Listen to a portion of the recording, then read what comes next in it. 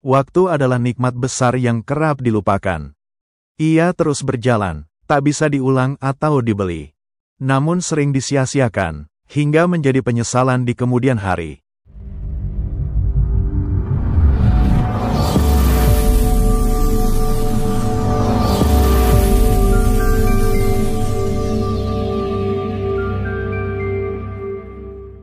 Assalamualaikum warahmatullahi wabarakatuh. Selamat datang kembali di Suara Zikra Channel. Alhamdulillah, masih diberi nikmat iman dan kesehatan.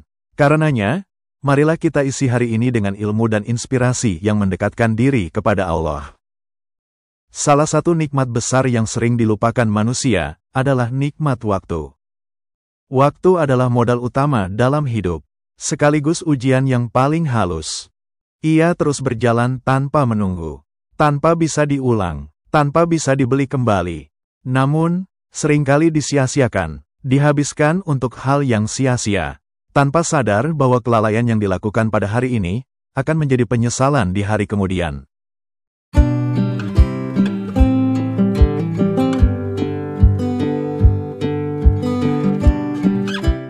Sebagai agama, Islam dengan tegas memberi peringatan kepada umat Islam untuk tidak menyia-nyiakan waktu. Bahkan dalam Al-Quran, Allah Subhanahu wa Ta'ala memberikan pengingat bahwa kebanyakan manusia jatuh dalam kerugian karena menyia-nyiakan waktu untuk hal yang tidak bermanfaat.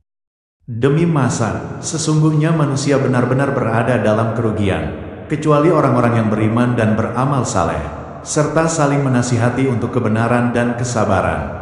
Quran Surah Al-Ashr, ayat 1 sampai ayat 3. Allah Subhanahu wa Ta'ala dengan tegas memberikan peringatan kepada manusia agar tidak termasuk orang yang merugi, karena kebanyakan manusia jatuh dalam kerugian ketika hidup di dunia. Ayat ini mengingatkan kita bahwa waktu bukan sekadar detik yang berlalu, melainkan modal kehidupan. Seperti pedang, kalau kita tidak pandai menggunakannya, ia akan menebas kita. Syekh Nawawi Al-Bantani, dalam tafsirnya menjelaskan, bahwa maksud dari kerugian pada ayat tersebut ialah, tertipu dalam perjalanan hidup di dunia. Dengan menghabiskan umur dalam kemaksiatan. Atau bermakna kerugian, karena tidak bisa beramal ibadah setelah tua dan meninggal dunia. Lebih lanjut, Syekh Nawawi menjelaskan, bahwa terdapat 4 syarat agar manusia tidak termasuk ke dalam golongan orang-orang yang merugi. Mereka adalah orang yang beriman, beramal saleh, saling menasihati untuk kebaikan, dan kesabaran. Beliau berkata, bagi orang-orang yang beriman dan beramal saleh, mereka berada dalam transaksi jual-beli yang tidak ada kerugian di dalamnya. Sebab mereka menukar amal-amal saleh dengan kehidupan yang baik, saling menasihati untuk kebenaran, yakni menasihati sesuai dengan aturan syariat, baik dalam keilmuan maupun amal perbuatan, serta saling menasihati dengan kesabaran dalam melaksanakan kewajiban dari Allah dan menjauhi larangannya. Salah satu nikmat besar yang sering dilupakan manusia adalah nikmat waktu. Namun sayangnya, tidak semua orang mampu memanfaatkannya dengan baik. Padahal dalam Islam, waktu bukan hanya dianggap sebagai karunia, tapi juga amanah yang akan dimintai pertanggungjawabannya. Islam mengajarkan kepada umatnya untuk menjadi pribadi yang produktif. Artinya, kita didorong untuk mampu mengelola waktu secara seimbang antara ibadah, bekerja, menuntut ilmu, dan berkontribusi dalam kegiatan sosial. Rasulullah SAW telah memberikan teladan yang jelas tentang bagaimana cara menggunakan waktu dengan sebaik-baiknya.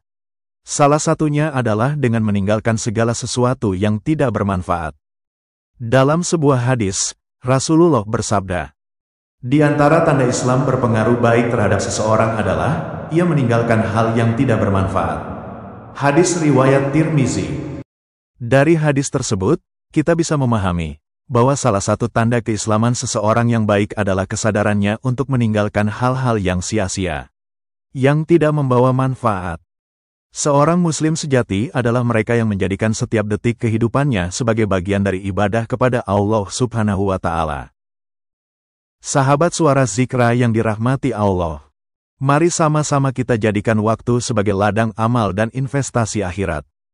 Kita perlu terus mengevaluasi bagaimana kita mengisi waktu. agar tidak berlalu begitu saja tanpa makna.